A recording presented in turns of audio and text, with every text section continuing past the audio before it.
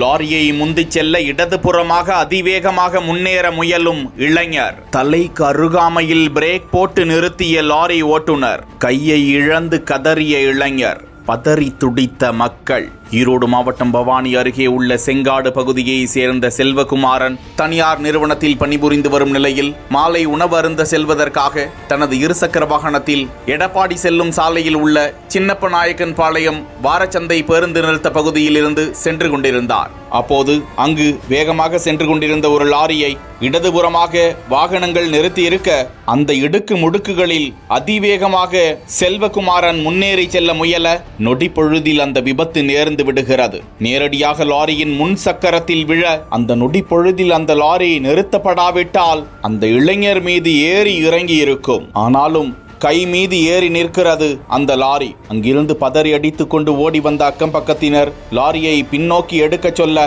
கை முழுவதும் படுகாயமடைந்த நிலையில் அந்த இளைஞர் அலறி துடிக்கிறார். தொடர்ந்து ஆம்புலன்ஸிற்கு தகவல் தெரிவிக்க அவரை மீட்டு குமாரபாளையம் அரசு மருத்துவமனைக்கு சிகிச்சைக்காக அனுப்பி வைத்து குமாரபாளையம் காவல்துறையினர் இது குறித்து வழக்கு பதிந்து விசாரித்து வருகிறார்கள்.